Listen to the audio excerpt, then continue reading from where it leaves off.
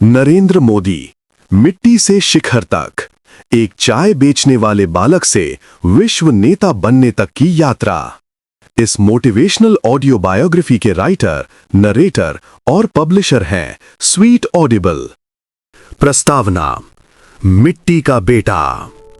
हर युग में कुछ ऐसे व्यक्ति जन्म लेते हैं जो समय के साथ स्वयं एक युग बन जाते हैं। उनका जीवन किसी एक प्रदेश या विचारधारा तक सीमित नहीं रहता, वो समाज की सामूहिक चेतना का हिस्सा बन जाता है। नरेंद्र मोदी भी ऐसे ही व्यक्तित्व हैं। कहानी शुरू होती है गुजरात के एक छोटे से कस्बे वडनगर से। ये वही धरती है जहां मिट्टी में साधारणता घुली है पर आत्मा में असाधारण दृढ़ता बसी हुई है। संकीर्ण रास्तों, छोटे मकानों और सीमित साधनों के बीच एक बालक जन्म लेता है जो आगे चलकर भारत के भाग्य का शिल्पी बनेगा। ये बालक गरीब था पर उसके सपनों की उड़ान सीमाओं से परे थी। सुबह सुबह जब रेलगाड़ी स्टेशन से गुजरती तो वही बच्चा अपने पिता की मदद से यात्रियों को चाय परोसता। उस चाय की महक में मेहनत का स्वाद था और हर घूंट में भविष्य की अनकही कहानी छिपी थी। उसकी आंखों में चमक थी, न किसी बड़े परिवार की पहचान, न सत्ता का कोई आश्वासन, बस एक विश्वास कि यदि इरादा सच्चा हो तो जीवन की हर कठिनाई भी प्रेरणा बन सकती है। वक्त बीतता गया और ये छोटा बालक धीरे धीरे स्वयं को खोजने की यात्रा पर निकल पड़ा। गांव के चौपालों से लेकर हिमालय की घाटियों तक उसने समझा कि जीवन केवल भौतिक संघर्ष नहीं बल्कि आत्मानुशासन और सेवा का मार्ग भी है। सालों बाद वही बालक एक संगठन का सिपाही बना जो न केवल विचारधारा का वाहक था बल्कि देश के भविष्य का निर्माता भी। समय के साथ वो राजनीति में आया, आलोचनाओं के तूफानों से लड़ा पर कभी रुका नहीं। वडनगर की गलियों से शुरू हुई यात्रा एक दिन विश्व मंच पर भारत के गौरव के रूप में पहुंची।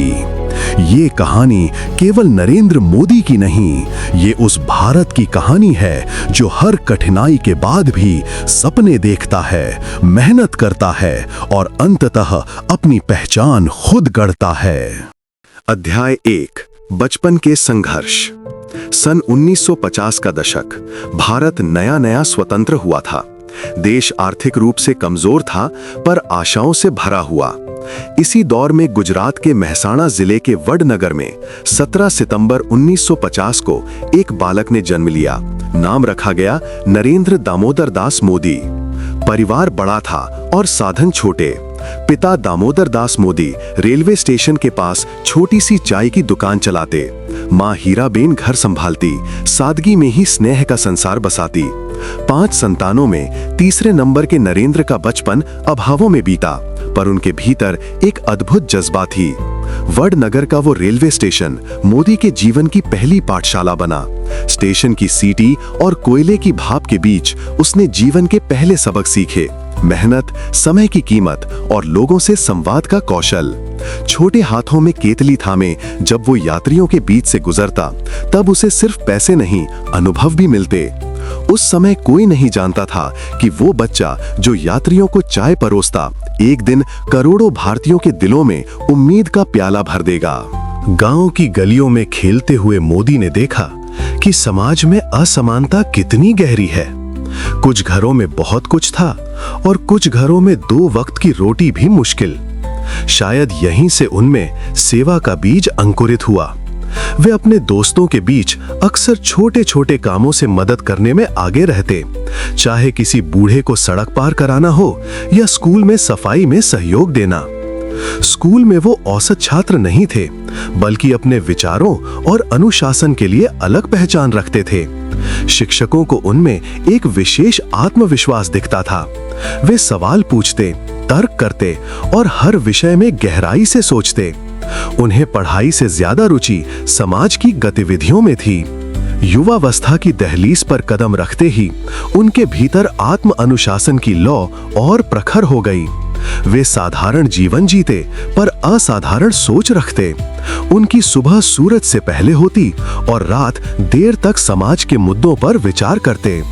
घर की स्थिति अभी भी तंग थी, परिवार के लिए हर रुपए की कीमत थी। फिर भी मोदी के मन में गरीबी के प्रति कोई हीन भावना नहीं थी। वे इसे संघर्ष नहीं बल्कि शक्ति मानते थे। उनका बचपन कठिन जरूर था, पर उसमें करुणा और कर्म की गहराई थी। वे जब अपने पिता की दुकान पर बैठते तो हर ग्राहक से मुस्कुराकर बात करते। उस मुस्कान में आत्मविश्वास झलकता था। वही मुस्कान आगे चलकर लाखों चेहरों पर विश्वास की रेखा बन गई। समय के साथ वे किशोर हुए। उनके भीतर समाज और राष्ट्र के प्रति एक अजीब सी बेचैनी थी, जैसे वे किसी बड़ी पुकार की प्रतीक्षा में हों। उन्हें लगता कि जीवन केवल परिवार तक सीमित नहीं, इसका उद्देश्य व्यापक है। इसी दौरान उन्होंने देश और समाज की दशा पर विचार करना शुरू किया। भारत स्वतंत्र हो चुका था, पर विभाजन की पीड़ा और गरीबी का साया अब भी गहरा था। उनके मन में सवाल उठते, क्या इस देश की तकदीर बदल सकती है? क्या एक आम इंसान भी फर्क ला सकता है? इन प्रश्नों ने उन्हें भीतर से झकझोर दिया। वे उत्तर खोजने निकले और यही खोज उन्हें एक दिन राष्ट्रीय स्वयंसेवक संघ की ओर ले गए। पर ये सब बाद में हुआ।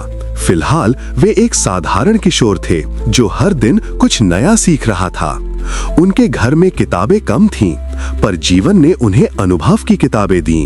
वे छोटी छोटी चीजों में प्रेरणा खोजते, पक्षियों के झुंड में एकता देखते, पेड़ों में धैर्य और माँ की आंखों में त्याग। ये सब जीवन के मौन अध्याय थे, जिन्हें पढ़कर उनके भीतर का नरेंद्र धीरे धीरे नेता बनने लगा। उनकी माँ हीराबेन दिन भर घर के कामों में जुटी रहती।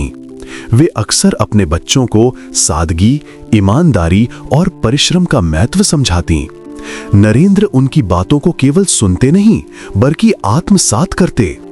उनकी मां उनके जीवन की पहली गुरु थीं, जिन्होंने सिखाया कि गरीबी कोई अभिशाप नहीं, वो केवल संघर्ष का दूसरा नाम है। स्कूल के बाद जब दोस्त खेलते, नरेंद्र कई बार अकेले बैठकर सोचते रहते। उन्हें लगता कि जीवन उनसे कुछ बड़ा काम करवाना चाहता है। उस समय उन्हें दिशा नहीं पता थी, पर उद्देश्य की आहट मिलने लगी थी। वडनगर की गलियों में जब वे चलते तो हर घर, हर चेहरा, हर समस्या उन्हें प्रेरित करती। वे जानते थे कि कोई जादू नहीं होगा, बदलाव मेहनत से ही आएगा। धीरे धीरे उनके भीतर सेवा का भाव स्थिर हुआ। वे हर अवसर पर मदद करने में जुटे रहते। मंदिरों की सफाई हो, विद्यालय के आयोजन या किसी बीमार व्यक्ति के घर सहायता पहुंचाना, उन्हें इन कामों में आत्मिक संतोष मिलता।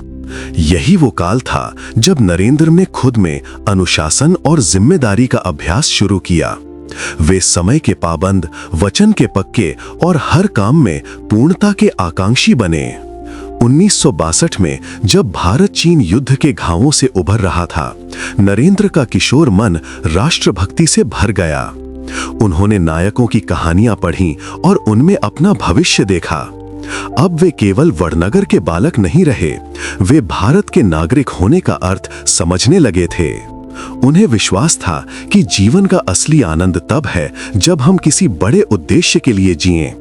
ये उद्देश्य क्या होगा उन्हें अभी नहीं पता था, पर उसकी गूंज हर सुबह उनके भीतर सुनाई देती थी। यही गूंज उन्हें आगे चलकर संघ के संस्कारों तक ले गई, जिसने उनके व्यक्तित्व को नया आकार दिया। वडनगर के उस छोटे से कस्बे में पैदा हुआ ये बालक अपने कर्म और विचारों के बल पर एक ऐसी यात्रा की शुरुआत कर चुका था जिसका अंत नहीं बल्कि विस्तार आने वाले युगों तक रहेगा। अध्याय 2, संघ के संस्कार। वडनगर के छोटे से नगर में किशोर नरेंद्र धीरे धीरे आत्म खोज की राह पर बढ़ रहे थे। देश स्वतंत्र हो चुका था, पर समाज के भीतर परिवर्तन की गूंज अभी अधूरी थी। चारों ओर गरीबी, बेरोजगारी और निराशा के बीच एक विचारधारा थी जो अनुशासन, सेवा और राष्ट्रभक्ति का संदेश देती थी। वही विचारधारा राष्ट्रीय स्वयंसेवक संघ के रूप में उस समय देश भर में जड़ें जमा रही थी। एक दिन नरेंद्र की जीवन धारा उस संगठन से जुड़ गई। ये जुड़ाव आकस्मिक नहीं था, यह उनकी आंतरिक पुकार थी। उन्हें संघ की शाखाओं में जो जीवन दर्शन मिला वो उनके भीतर गहराई तक उतर गया। शाखा में वे देख रहे थे कि छोटे बच्चे से लेकर बुजुर्ग तक सभी स्वयं सेवक एक ही लक्ष्य के लिए कार्य कर रहे हैं, राष्ट्र सेवा, बिना किसी दिखावे के, बिना किसी स्वार्थ के। यही सादगी और अनुशासन उन्हें सबसे अधिक आकर्षित कर गया। संघ ने उनके भीतर छिपे नेतृत्व के बीज को आकार दिया। वहां उन्होंने सीखा कि संगठन केवल लोगों का समूह नहीं होता, वो एक विचार की निरंतर साधना है। उन्होंने स्वयं सेवक के रूप में हर काम को समर्पण से किया, चाहे शाखा लगाना हो, शिविर आयोजित करना या गरीब परिवारों के बीच सेवा कार्य। संघ जीवन ने उन्हें आत्म अनुशासन, समय प्रबंधन और निस्वार्थ सेवा का पाठ पढ़ाया। उनका जीवन धीरे धीरे एक दिशा में ढलने लगा। उनके भीतर अब केवल जोश नहीं था, बल्कि एक स्पष्ट दृष्टि थी। इन वर्षों में मोदी ने एक और बड़ा निर्णय लिया, आत्मखोज की यात्रा। उन्होंने संसार से कुछ दूरी बनाई और उत्तर भारत के हिमालयी क्षेत्रों की ओर निकल पड़े। वहां उन्होंने एकांत और ध्यान के माध्यम से जीवन का अर्थ समझने की कोशिश की। ये यात्रा किसी आध्यात्मिक पलायन का परिणाम नहीं थी, बल्कि आत्मचिंतन की प्रक्रिया थी। उन्होंने हिमालय की शांति में देखा कि जीवन का असली उद्देश्य केवल व्यक्तिगत सुख नहीं, बल्कि सामूहिक कल्याण है। वापसी के बाद उन्होंने स्वयं को समाज के कार्यों में पूरी तरह समर्पित कर दिया। अब वे केवल वडनगर के युवक नहीं रहे, वे एक विचार के वाहक बन गए थे। संघ के वरिष्ठ स्वयंसेवकों ने उनके समर्पण, मेहनत और नेतृत्व क्षमता को पहचाना। वे उन्हें पूर्णकालिक प्रचारक के रूप में कार्य करने के लिए प्रेरित करने लगे। ये एक कठिन निर्णय था, क्योंकि प्रचारक का जीवन त्याग, अनुशासन और सेवा का प्रतीक होता है। इसका अर्थ था न परिवार, न निजी जीवन, न आराम, केवल राष्ट्र के लिए काम। नरेंद्र ने बिना झिझक ये मार्ग अपनाया। उन्होंने घर छोड़ा, अपना सामान एक छोटे झोले में समेटा और जीवन को सेवा के लिए समर्पित कर दिया। यहीं से उनके जीवन का नया अध्याय शुरू हुआ, एक ऐसा अध्याय जिसने भविष्य की राजनीतिक दिशा तय की। साल 1970 तक आते आते नरेंद्र मोदी संघ के एक सक्रिय कार्यकर्ता बन चुके थे। वे गांव-गांव जाकर युवाओं को जोड़ते, राष्ट्रभक्ति का संदेश देते और समाज में एकता का बीज बोते। उन्हें ये समझ आ गया था कि परिवर्तन केवल नारों से नहीं आता, इसके लिए संगठन, शिक्षा और अनुशासन की जरूरत होती है। यही संघ के संस्कार थे जिन्होंने उनके व्यक्तित्व को कठोर परंतु करुणामय बनाया। वो अब केवल सोचने वाले युवक नहीं रहे, बल्कि कार्य करने वाले व्यक्ति बन गए थे।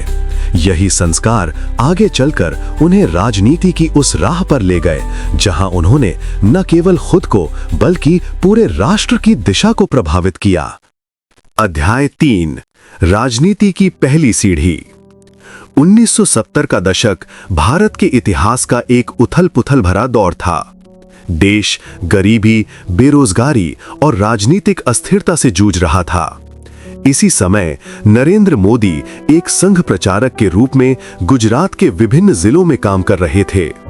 उन्होंने साइकिल और बसों से सैकड़ों किलोमीटर की यात्राएं की, छोटे छोटे गांवों में जाकर शाखाएं लगाईं, लोगों से संवाद किया और समाज में राष्ट्र की चेतना को जागृत करने का प्रयास किया। संघ के जीवन ने उन्हें संगठन निर्माण की सूक्ष्म कला सिखाई। उन्होंने देखा कि किस तरह एक विचार यदि सही दिशा और समर्पण से चलाया जाए तो लाखों लोगों को जोड़ सकता है।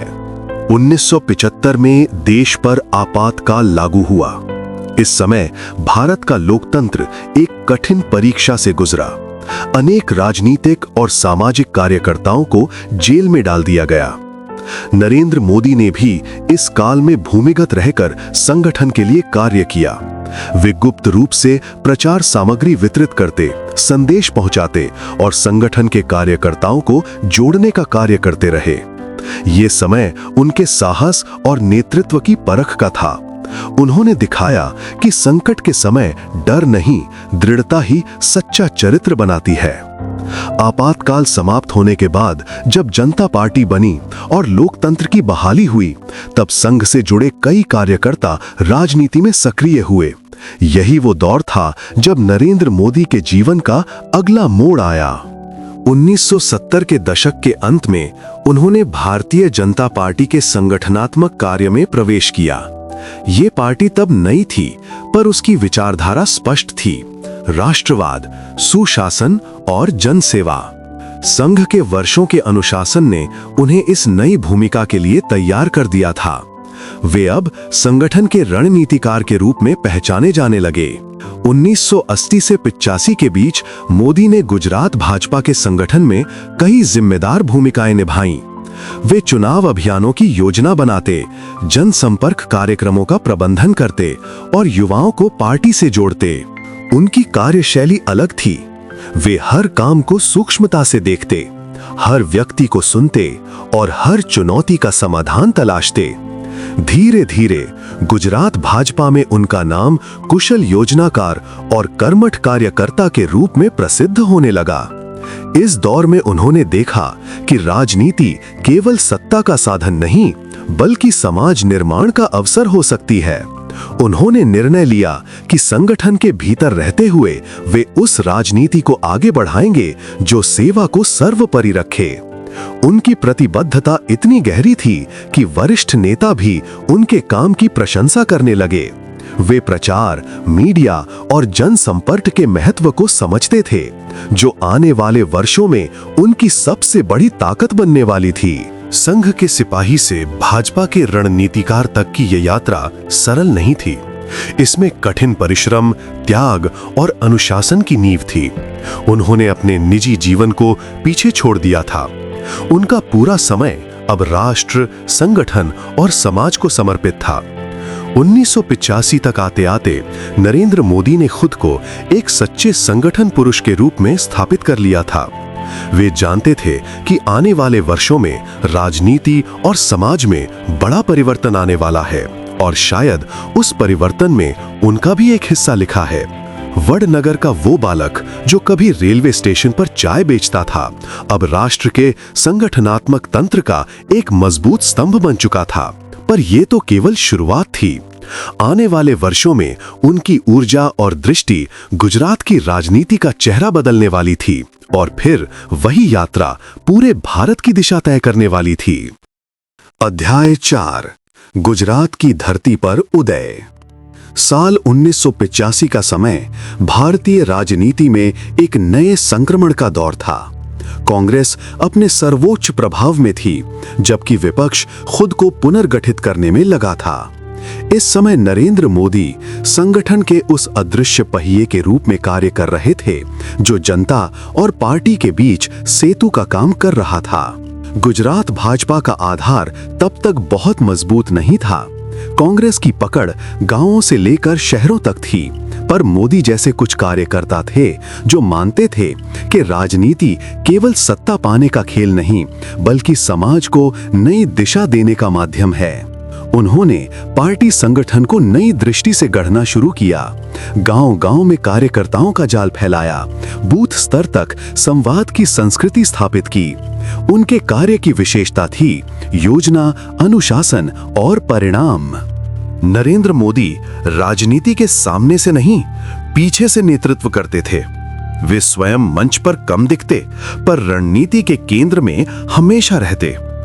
यही गुण उन्हें बाकी नेताओं से अलग करता गया। 1990 के दशक में जब भाजपा ने राष्ट्रीय स्तर पर उभार शुरू किया, तब गुजरात में भी परिवर्तन की लहर चल पड़ी। मोदी ने राज्य में अनेक यात्राएं, सम्मेलन और अभियान आयोजित किए। उनकी रणनीतिक सोच और जनता से जुड़ने की क्षमता ने उन्हें संगठन का सबसे भरोसेमंद व्यक्ति बना दिया। 1995 में गुजरात में भाजपा की पहली बड़ी जीत हुई। उस समय मोदी पर्दे के पीछे थे, लेकिन उनके संगठनात्मक कौशल की चर्चा हर कार्यकर्ता के बीच थी। वे जन भावनाओं को समझते थे और उन्हें सकारात्मक राजनीतिक ऊर्जा में बदलने की कला जानते थे। उनके नेतृत्व में पार्टी ने केवल चुनाव नहीं जीते, बल्कि कार्यकर्ताओं का आत्मविश्वास भी बढ़ाया। पर राजनीति कभी स्थिर नहीं रहती। 1997 के बाद भाजपा के भीतर मतभेद उभरने लगे। संगठन को दिशा देने के लिए नए नेतृत्व की आवश्यकता महसूस हुई। इसी समय वरिष्ठ नेताओं की नजर नरेंद्र मोदी पर पड़ी। 2001 में गुजरात भूकंप ने राज्य को हिला दिया। हजारों लोग बेघर हुए, शहर खंडहर बन गए। उस समय राज्य को एक ऐसे नेतृत्व की आवश्यकता थी जो न केवल प्रशासनिक रूप से सक्षम हो, बल्कि भावनात्मक रूप से जनता से जुड़ा भी हो। इसी काल में नरेंद्र मोदी को गुजरात का मुख्यमंत्री नियुक्त किया गया। ये एक अप्रत्याशित पर निर्णायक मोड़ था। वडनगर का वो साधारण बालक जो कभी रेलवे स्टेशन पर यात्रियों को चाय परोसता था, अब एक पूरे राज्य का नेतृत्व संभालने जा रहा था। ये पद केवल सत्ता का प्रतीक नहीं था, ये जिम्मेदारी थी, उम्मीदों का बोझ था। मोदी जानते थे कि ये उनकी सबसे बड़ी परीक्षा है। उन्होंने पद संभालते ही स्पष्ट किया कि उनकी राजनीति का केंद्र जनता का विकास होगा। उन्होंने प्रशासनिक सुधारों की शुरुआत की, कार्य संस्कृति को अनुशासन से जोड़ा और राज्य की अर्थव्यवस्था को सशक्त करने के प्रयास शुरू किए। परंतु इसी बीच फरवरी 2002 में एक ऐसी घटना घटी जिसने उनके जीवन, राजनीति और छवि तीनों को झकझोर दिया। अध्याय 5, गोधरा से संघर्ष तक। 27 फरवरी 2002 गुजरात के इतिहास का वो दिन जिसने देश को भीतर तक हिला दिया। गोधरा स्टेशन पर साबरमती एक्सप्रेस की एक बोगी में आग लगी, जिसमें कई निर्दोष कार सेवक मारे गए। इस घटना ने पूरे राज्य में हिंसा की चिंगारी फैला दी। कुछ ही घंटों में गुजरात का वातावरण भय और अविश्वास से भर गया। सड़कों पर आग, चीखें और अफरा तफरी, सब कुछ नियंत्रण से बाहर होता जा रहा था। मुख्यमंत्री बनने के केवल 4 महीने बाद नरेंद्र मोदी इस अभूतपूर्व संकट के केंद्र में थे। राज्य प्रशासन, पुलिस और राजनीतिक विपक्ष सभी की नजर उन पर थी। उन पर आरोप लगे, आलोचनाएं हुई और मीडिया ने उन्हें कटघरे में खड़ा कर दिया। अंतर्राष्ट्रीय स्तर पर भी उनकी छवि पर गहरे प्रश्न उठे। ये उनका जीवन का सबसे कठिन दौर था, जहां हर निर्णय, हर शब्द और हर मौन पर सवाल थे। गोधरा की घटना केवल एक दंगे की कहानी नहीं थी, ये भारत की सामूहिक संवेदना की परीक्षा थी। उस समय जब पूरा राज्य जल रहा था, मोदी भीतर से टूटे नहीं बल्कि और कठोर हो गए। उन्होंने प्रशासनिक स्तर पर नियंत्रण स्थापित करने की कोशिश की, शांति की अपीलें जारी की और राहत कार्यों को तेज किया, पर आरोपों का सिलसिला थमता नहीं था। ये काल उनके राजनीतिक जीवन का निर्णायक मोड़ था। बहुत से लोग मानते हैं कि इस दौर ने नरेंद्र मोदी को राजनीतिक अस्तित्व से मिटा सकता था, पर हुआ उल्टा। ये संकट उनके व्यक्तित्व को और दृढ़ और परिपक्व बना गया। उन्होंने इस घटना से एक गहरी सीख ली कि जन विश्वास और विकास ही वो रास्ता है जो अंधकार से बाहर निकाल सकता है। गोधरा के बाद उन्होंने अपनी छवि सुधारने या सफाई देने में समय नहीं गवाया। उन्होंने काम से जवाब देने का निश्चय किया। यही वो क्षण था जब उनके भीतर से एक नया नरेंद्र मोदी जन्मा, जो आलोचनाओं से ऊपर उठकर काम से अपनी पहचान बनाना चाहता था। उन्होंने गुजरात के पुनर्निर्माण की दिशा में असाधारण गति से काम शुरू किया, प्रशासनिक ढांचे को मजबूत किया, उद्योगों को प्रोत्साहन दिया और राज्य को निवेश के केंद्र में बदलने की योजना बनाई। उन्होंने समझ लिया कि देश उन्हें केवल एक घटना से नहीं बल्कि उनके कर्मों से आंकेगा। इसलिए उन्होंने अपनी ऊर्जा विकास पर केंद्रित कर दी। राजनीति में यह आसान नहीं था। विपक्ष, मीडिया और सामाजिक संगठनों का दबाव बना रहा, लेकिन मोदी ने हर आलोचना को प्रेरणा में बदला। 2002 के बाद के वर्षों में उन्होंने विकास पुरुष के रूप में अपनी नई पहचान गढ़ी। उन्होंने कहा नहीं, दिखाया कि शासन केवल प्रशासन नहीं, दृष्टि और दिशा का मेल है। उनकी नीतियां परिणाम देने लगीं। बिजली की उपलब्धता बढ़ी, सड़कों का नेटवर्क विस्तृत हुआ, उद्योगों का निवेश आने लगा और सबसे महत्वपूर्ण, जनता को विश्वास होने लगा कि राज्य आगे बढ़ सकता है। गुजरात धीरे धीरे एक नए दौर में प्रवेश कर रहा था और उसके केंद्र में था एक ऐसा व्यक्ति जिसने सबसे भीषण आलोचनाओं को भी अवसर में बदल दिया था। गोधरा ने उनके जीवन को बदल दिया।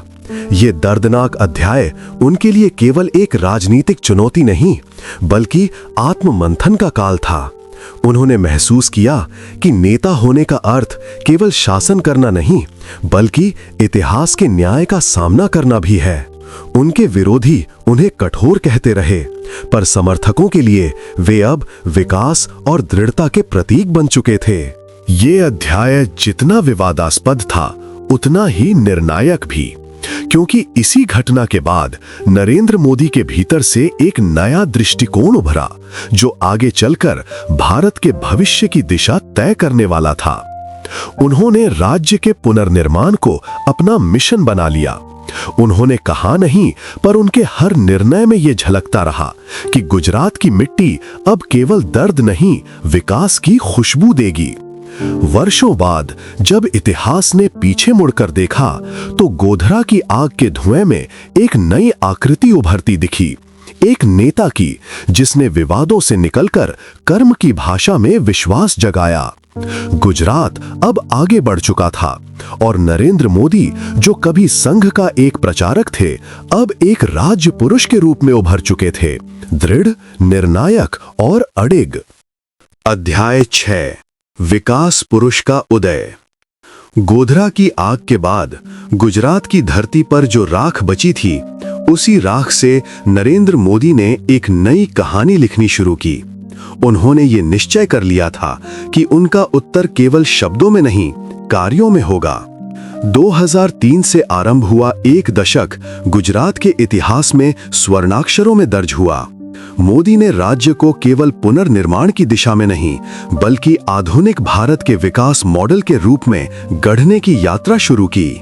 उनकी सबसे बड़ी उपलब्धि थी वाइब्रेंट गुजरात की परिकल्पना। ये केवल निवेशकों का सम्मेलन नहीं था, बल्कि आत्मविश्वास का प्रतीक था। भारत और विश्व को उन्होंने दिखाया कि गुजरात संकटों से उभरकर प्रगति का गढ़ बन सकता है। विदेशी निवेश, औद्योगिक परियोजनाएं, आधारभूत संरचना, सब कुछ एक सुनियोजित दिशा में बढ़ने लगा। अहमदाबाद, सूरत, राजकोट जैसे शहर नई औद्योगिक पहचान में ढलने लगे। मोदी ने ये सिद्ध किया कि शासन तब सशक्त होता है जब प्रशासन में पारदर्शिता और गति हो। उन्होंने ई गवर्नेंस की शुरुआत की, जिससे सरकारी तंत्र तेज और जवाबदेह बना। उन्होंने नौकरशाही को परिणाम आधारित दृष्टिकोण दिया और विकास को राजनीति का केंद्र बना दिया। कृषि क्षेत्र में उन्होंने सूक्ष्म सिंचाई और जल संरक्षण पर जोर दिया। सुजलाम सुफलाम योजना के तहत उन्होंने नदियों को जोड़ने और जल संसाधनों के पुनर्जीवन का अभियान शुरू किया। नतीजा ये हुआ कि सूखा झेलने वाला गुजरात धीरे धीरे आत्मनिर्भर बनने लगा। गांवों में बिजली पहुंचाने की ज्योति ग्राम योजना उनके शासन की पहचान बनी। जहां पहले गांवों में अंधेरा और असुरक्षा का माहौल था, वहां अब रातों में भी उम्मीद की रोशनी जलने लगी। मोदी के नेतृत्व में उद्योग, कृषि और सेवा तीनों क्षेत्रों का संतुलित विकास हुआ। गुजरात अब केवल भौगोलिक इकाई नहीं रहा, वो विकास का प्रतीक बन गया। लेकिन इस सफलता के पीछे केवल योजनाएं नहीं थीं, उसमें वो अटूट इच्छा शक्ति थी, जो आलोचनाओं, विरोधों और कठिनाइयों के बावजूद कभी नहीं टूटी। वर्ष दर वर्ष गुजरात की अर्थव्यवस्था ने अभूतपूर्व प्रगति की। निवेशकों ने राज्य में भरोसा जताया, युवाओं को रोजगार मिला और जनता ने महसूस किया कि शासन अगर ईमानदार और निर्णयक्षम हो तो परिवर्तन संभव है।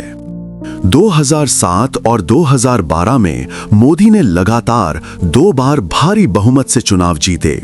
जनता ने उन्हें केवल मुख्यमंत्री नहीं, बल्कि आशा का प्रतीक बना दिया। उनकी राजनीति अब प्रशासन से ऊपर उठ चुकी थी। ये जनता के विश्वास की राजनीति थी, एक ऐसी भावना जो न किसी जाति पर निर्भर थी, न किसी वर्ग पर। इन वर्षों में नरेंद्र मोदी ने खुद को एक विकास पुरुष के रूप में स्थापित कर लिया।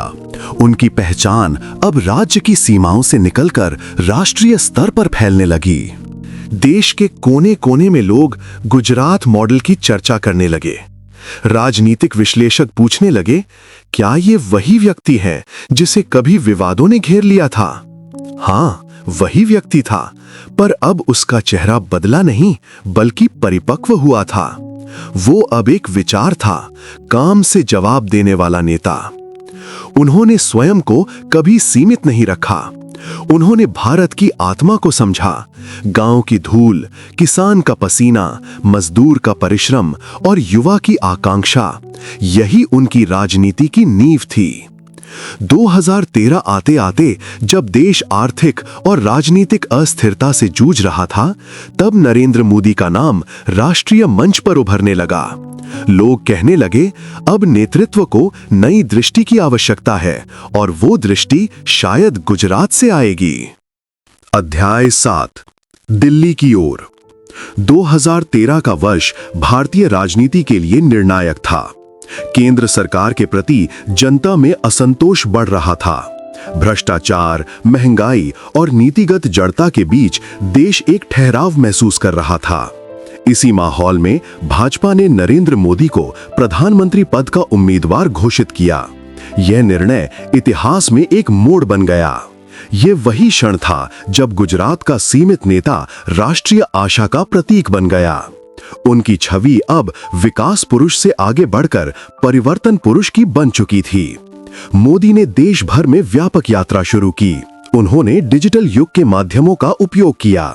सोशल मीडिया, 3D रैलियां, चाय पर चर्चा जैसे अभियानों ने उन्हें सीधे आम जनता तक पहुंचाया। उनका अभियान केवल राजनीतिक नहीं था, वो भावनात्मक था। उन्होंने लोगों में ये विश्वास जगाया कि देश को फिर से गति दी जा सकती है, कि भारत अपने सामर्थ्य को पहचान सकता है। हर सभा में जनता उमड़ पड़ती। युवाओं में ऊर्जा थी, किसानों में उम्मीद और मध्यम वर्ग में आत्मविश्वास। मोदी केवल वादे नहीं कर रहे थे, वे दृष्टि प्रस्तुत कर रहे थे। उन्होंने भारत को make in India, digital India और सशक्त भारत की कल्पना दिखाई। एक ऐसे राष्ट्र की जो आधुनिक भी हो और आत्मनिर्भर भी। 2014 का लोकसभा चुनाव भारत के लोकतंत्र का ऐतिहासिक पर्व बन गया। नरेंद्र मोदी के नेतृत्व में भाजपा ने अभूतपूर्व जीत हासिल की। देश ने एक ऐसे व्यक्ति को प्रधानमंत्री चुना जिसने जीवन की शुरुआत रेलवे स्टेशन की चाय की दुकान से की थी। 26 मई 2014 दिल्ली के राष्ट्रपति भवन में जब उन्होंने शपथ ली, तो ये केवल सत्ता हस्तांतरण का क्षण नहीं था, ये भारत के आत्मविश्वास की पुनर्जागरण की घड़ी थी। उस दिन विश्व ने देखा एक व्यक्ति जो कभी संगठन का प्रचारक था, जिसने आलोचना, संघर्ष और परिश्रम से स्वयं को गढ़ा, अब विश्व की सबसे बड़ी लोकतांत्रिक शक्ति का नेता बन चुका था। उनकी आंखों में कोई उत्साह का उफान नहीं था, केवल गंभीरता थी। ये समझ कि ये पद केवल गौरव नहीं बल्कि उत्तरदायित्व है। जनता की अपेक्षाएं विशाल थीं, चुनौतियां गहरी, पर मोदी के भीतर जो दृढ़ता थी वो वर्षों की तपस्या से आई थी। उन्होंने ये दिखा दिया कि सपने सच हो सकते हैं यदि विश्वास अटूट और कर्म निरंतर हो। उनकी यात्रा वडनगर से दिल्ली तक केवल भौगोलिक परिवर्तन नहीं थी, ये युगांतरकारी संदेश था कि भारत की मिट्टी में हर व्यक्ति के भीतर संभावनाओं का ब्रह्मांड छिपा है। 2014 में जब वे दिल्ली की कुर्सी पर बैठे तो केवल एक प्रधानमंत्री नहीं बल्कि एक प्रेरक कहानी वहां विराजमान थी। अध्याय 8, नए भारत का निर्माण। दिल्ली के आसमान में मई 2014 की धूप चमक रही थी। राष्ट्रपति भवन के प्रांगण में इतिहास लिखा जा रहा था। नरेंद्र मोदी ने प्रधानमंत्री पद की शपथ ली और उसी क्षण भारत ने नए युग की ओर पहला कदम बढ़ाया। ये युग केवल राजनीतिक परिवर्तन का नहीं था, ये मानसिकता के बदलाव का युग था। एक लंबे अंतराल के बाद देश के नेतृत्व में वो व्यक्ति आया था जिसने संघर्ष देखा था, गरीबी जानी थी और जनता के दिल की धड़कन को महसूस किया था। पहले दिन से ही मोदी ने ये स्पष्ट कर दिया कि ये शासन जन भागीदारी पर आधारित होगा। उनकी दृष्टि थी जनता सरकार की शक्ति नहीं, प्रेरणा बने। स्वच्छ भारत अभियान उनकी पहली पुकार थी। झाड़ू हाथ में उठाकर प्रधानमंत्री ने ये संदेश दिया कि स्वच्छता केवल सफाई कर्मियों का काम नहीं, ये नागरिकता की नई परिभाषा है। देश भर में बच्चे, युवा, बुजुर्ग सभी इस अभियान से जुड़ गए। भारत जैसे विशाल राष्ट्र में सफाई का विचार एक सांस्कृतिक आंदोलन बन गया। इसके बाद आया जन धन योजना, जिसने पहली बार करोड़ों गरीबों को बैंकिंग प्रणाली से जोड़ा। ये आर्थिक समावेशन की दिशा में भारत का सबसे बड़ा कदम था। हर खाते के पीछे एक कहानी थी, किसी किसान की, किसी मजदूर की, किसी विधवा माँ की, जिन्हें पहली बार वित्तीय पहचान मिली। डिजिटल इंडिया ने देश के हर कोने को इंटरनेट और तकनीक से जोड़ना शुरू किया। गांवों तक पहुंचने वाले मोबाइल सिग्नल अब केवल बातें करने का जरिया नहीं थे, वे नई संभावनाओं का द्वार बन गए थे। Startup India, make in India और स्किल इंडिया जैसे कार्यक्रमों ने युवाओं के भीतर आत्मनिर्भरता की चिंगारी भड़काई। मोदी ने यह विश्वास दिया कि अब नौकरियों की प्रतीक्षा नहीं, अवसरों की रचना की जाएगी।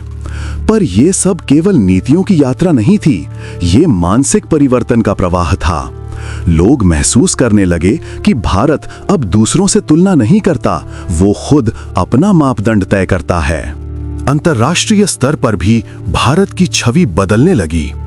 प्रधानमंत्री ने विश्व के मंचों पर भारत की आवाज को सशक्त किया। चाहे संयुक्त राष्ट्र का भाषण हो या अमेरिकी कांग्रेस, हर जगह एक आत्मविश्वासी भारत बोल रहा था। सर्जिकल स्ट्राइक और बालाकोट एयर स्ट्राइक जैसे निर्णायक निर्णयों ने यह संकेत दिया कि अब भारत अपने सुरक्षा हितों पर कोई समझौता नहीं करेगा। देश के सैनिकों के साहस को राजनीतिक समर्थन मिला और जनता ने पहली बार महसूस किया कि नेतृत्व निर्णायक है। हालांकि इस दौर में विवाद भी कम नहीं रहे। नोटबंदी और जीएसटी जैसे फैसलों ने अर्थव्यवस्था को झकझोरा।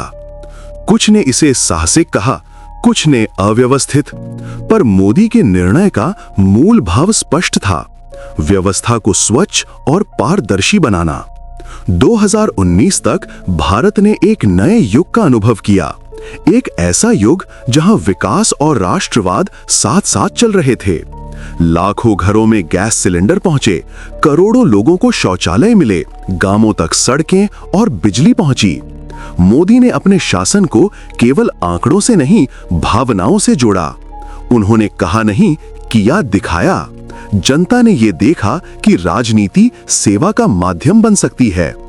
2019 का चुनाव जब आया, तब मोदी का चेहरा अब केवल नेता का नहीं, विश्वसनीय ब्रांड का बन चुका था। देश ने भारी बहुमत से उन्हें फिर से सत्ता सौंपी और यह विश्वास का सबसे बड़ा प्रमाण था। अध्याय 9, दूसरी पारी और विश्व मंच। 2019 का दिन नरेंद्र मोदी फिर से प्रधानमंत्री पद की शपथ लेते हुए दिखाई दिए, लेकिन इस बार उनकी आंखों में अधिक गंभीरता थी, चेहरे पर और अधिक अनुभव का तेज। पहली बार की जीत परिवर्तन का संकेत थी, दूसरी बार की जीत स्थिरता का प्रतीक बन गई। उन्होंने अपने दूसरे कार्यकाल की शुरुआत नए संकल्पों के साथ की। सबसे बड़ा निर्णय था अनुच्छेद 370 का निरसन। जम्मू कश्मीर को विशेष दर्जे से मुक्त कर भारत के संविधान में समानता का संदेश दिया गया। ये निर्णय साहसिक था, विवादास्पद भी, पर ऐतिहासिक अवश्य। इसके बाद आया नागरिकता संशोधन अधिनियम CAA, जिसने देश में विचारों का तूफान पैदा किया। कई स्थानों पर विरोध हुआ, पर मोदी अपनी दिशा से नहीं डिगे। उनके भीतर ये विश्वास था कि राष्ट्रहित का निर्णय कभी आसान नहीं होता। 2020 का वर्ष जब दुनिया पर महामारी का कहर लेकर आया, तब मोदी का नेतृत्व सबसे बड़ी परीक्षा से गुजरा। कोरोना वायरस ने हर देश को झकझोर दिया। भारत जैसे विशाल देश में लॉकडाउन लागू करना और राहत पहुंचाना अभूतपूर्व चुनौती थी। मोदी ने देश से संवाद बनाए रखा, टीवी पर, रेडियो पर और डिजिटल मंचों पर। जनता कर्फ्यू, थाली बजाओ, दिया जलाओ, ये सब प्रतीकात्मक ही नहीं बल्कि मनोवैज्ञानिक रूप से जनता को जोड़ने के प्रयास थे। भारत ने वैक्सीन उत्पादन में अद्भुत गति दिखाई। मेड इन इंडिया टीकों ने न केवल देश को सुरक्षित किया बल्कि दुनिया के कई देशों तक भी पहुंचे। भारत पहली बार वैश्विक सहायक शक्ति के रूप में उभरा और ये क्षण था जब मोदी का नेतृत्व वैश्विक पटल पर सबसे ऊंचा खड़ा दिखा। अंतर्राष्ट्रीय मंचों पर अब मोदी केवल भारत के प्रतिनिधि नहीं थे, वे एक वैचारिक प्रतीक बन गए थे। आत्मनिर्भरता, सांस्कृतिक गर्व और वैश्विक सहयोग के प्रतीक। G20 शिखर सम्मेलन, ब्रिक्स और क्वाड जैसे मंचों पर भारत की आवाज अब निर्णायक बन गई थी। विश्व नेता उन्हें मास्टर ऑफ कम्युनिकेशन और डूअर लीडर कहने लगे। देश के भीतर आधारभूत ढांचे पर असाधारण कार्य हुआ। Expressway, bullet train project, smart city mission और डिजिटल शासन की गति ने भारत को 21वीं सदी की दिशा दी। लेकिन इस यात्रा के बीच आलोचनाएं भी बनी रहीं। लोकतंत्र, अभिव्यक्ति की स्वतंत्रता और संस्थानों की स्वायत्तता पर बहसें हुईं। फिर भी मोदी ने हमेशा कहा कि लोकतंत्र का अर्थ केवल विरोध नहीं, उत्तरदायित्व के साथ निर्णय लेना भी है। 2024 तक भारत की छवि पूरी तरह बदल चुकी थी। विश्व मंच पर भारत अब अनुसरण करने वाला देश नहीं बल्कि मार्गदर्शक शक्ति बन गया था। मोदी का चेहरा अब केवल नेता का नहीं बल्कि युग का प्रतीक था। वह अब नरेंद्र मोदी नहीं बल्कि मोदी युग कहलाने लगे थे। एक ऐसा काल जहां परिश्रम, विचार और राष्ट्र गौरव एक साथ परिभाषित हुए। अध्याय 10, भारत का वैश्विक नेता। वर्ष 2024, भारत अपनी स्वतंत्रता के 77 वर्ष पूरे कर चुका था। दुनिया के नक्शे पर अब भारत का रंग पहले से अधिक गहरा, अधिक आत्मविश्वासी दिखाई देता था। उस परिवर्तन के केंद्र में थे नरेंद्र मोदी। उनका व्यक्तित्व अब राजनीति की सीमाओं से बहुत आगे निकल चुका था। वे केवल भारत के प्रधानमंत्री नहीं बल्कि एक युग के प्रतिनिधि बन गए थे। उनके हर कदम, हर निर्णय, हर यात्रा में वो दृढ़ विश्वास झलकता था कि भारत को अब दूसरों से सीखने की नहीं, स्वयं मार्ग दिखाने की आवश्यकता है। विकसित भारत 2047, यही था उनका अगला लक्ष्य। एक ऐसा भारत जो आत्मनिर्भर भी हो और आधुनिक भी, तकनीकी रूप से शक्तिशाली हो पर सांस्कृतिक रूप से जड़ें न खोए। उन्होंने देश के युवाओं को भविष्य का निर्माता बताया। 21वीं सदी भारत की सदी होगी, ये विचार अब केवल नारा नहीं, नीतियों का केंद्र बन गया था। डिजिटल ढांचे से लेकर अंतरिक्ष कार्यक्रमों तक, रक्षा नवाचार से लेकर हरित ऊर्जा तक, भारत अब अपने दम पर नई दुनिया की ओर बढ़ रहा था। मोदी के कार्यकाल में भारत का विदेश नीति दृष्टिकोण पूरी तरह बदल गया। अमेरिका से साझेदारी, रूस से मित्रता, यूरोप से व्यापारिक संबंध और एशिया में रणनीतिक संतुलन, भारत अब हर मंच पर निर्णायक भूमिका निभा रहा था। दुनिया के नेता मोदी को केवल एक राजनेता नहीं बल्कि एक विचारक राजनेता के रूप में देखने लगे थे, जो राष्ट्रवाद और वैश्विकता के बीच सेतु बनाता है। उनकी विदेश यात्राएं अब केवल कूटनीति नहीं, भारतीय संस्कृति के विस्तार के प्रतीक बन गईं। जहां भी वे गए, भारतीय प्रवासी समुदाय ने उन्हें आशा के प्रतीक की तरह देखा। उनकी छवि अब परंपरा और आधुनिकता का संगम बन चुकी थी। एक ऐसा नेता जो भगवा वस्त्र में भी वैश्विक मंच पर सम्मान पाता है। भारत की G20 अध्यक्षता ने उस प्रतिष्ठा को और ऊंचाई दी। दिल्ली के अंतर्राष्ट्रीय सम्मेलन केंद्र में जब विश्व के नेता एक मंच पर एकत्र हुए, तो सबकी निगाहें उस व्यक्ति पर थीं जिसने वडनगर की गलियों से सफर शुरू किया था। ये दृश्य केवल राजनीतिक नहीं था, ये उस विचार का उत्सव था कि सपने सीमाओं से नहीं, संकल्पों से पूरे होते हैं। मोदी का नेतृत्व अब केवल वर्तमान को नहीं, भविष्य को आकार देने की कोशिश था। उन्होंने green energy, digital economy, made in India defence और स्पेस मिशन जैसे क्षेत्रों में भारत को अग्रणी बनाया। चंद्रयान की सफलता, सौर ऊर्जा मिशन और डिजिटल भुगतान क्रांति, ये सब उस सोच के प्रतीक थे जो सीमाओं से परे जाती है। पर इस यात्रा में समय ने उनके कंधों पर और भी भार डाला। उनकी उम्र बढ़ रही थी, पर उनकी गति नहीं थमी थी। वे सुबह 4 बजे उठते, यात्रा करते, बैठकें लेते और फिर भी थकान का कोई संकेत नहीं देते, मानो भीतर कोई अदृश्य ऊर्जा उन्हें लगातार आगे बढ़ाती हो। उनकी नेतृत्व शैली अब एक पाठ बन चुकी थी, संकल्प, अनुशासन और समर्पण। उन्होंने ये दिखाया कि नेतृत्व का अर्थ केवल सत्ता नहीं, बल्कि सेवा का तप भी है। भारत अब वैश्विक मंच पर न केवल एक राष्ट्र, बल्कि एक दर्शन बन चुका था, वसुधैव कुटुंबकम की भावना का वास्तविक स्वरूप। विश्व राजनीति के शोर में जब भारत बोलता था, तो बाकी राष्ट्र सुनते थे। मोदी का नेतृत्व अब केवल राष्ट्रीय गौरव का प्रतीक नहीं, बल्कि वैश्विक विश्वास का प्रतीक था। लेकिन इस सारी सफलता के बीच एक बात अपरिवर्तित रही, उनकी जड़ें। आज भी जब वे वडनगर लौटते हैं, तो उसी रेलवे स्टेशन की ओर देखते हैं जहां कभी उन्होंने चाय बेची थी। वो दृश्य हमेशा भावनाओं का सागर बन जाता है, क्योंकि वहीं से ये सब शुरू हुआ था। शायद इसीलिए जब दुनिया उन्हें विश्व नेता कहती है, तो वे मुस्कुराकर कहते हैं, मैं तो बस भारत का सेवक हूं। उनकी ये सादगी, यही विनम्रता उन्हें महान बनाती है। मोदी का जीवन अब केवल घटनाओं का क्रम नहीं, बल्कि एक संदेश बन चुका है कि हर सामान्य व्यक्ति में असाधारण बनने की संभावना होती है, यदि वह स्वयं पर विश्वास करे। उपसंहार, युग पुरुष की छाया में। इतिहास के पन्नों पर जब ये युग लिखा जाएगा, तो ये केवल नीतियों, योजनाओं या चुनावों का वर्णन नहीं होगा। ये उस व्यक्ति की कथा होगी जिसने भारत को आत्मविश्वास सिखाया। नरेंद्र मोदी, एक ऐसा नाम जो पीढ़ियों को ये विश्वास दिलाता है कि गरीबी, संघर्ष या सीमाएं किसी व्यक्ति की दिशा तय नहीं करती, जो ये साबित करता है कि सपने तब साकार होते हैं जब वे केवल देखे नहीं, जिए जाएं।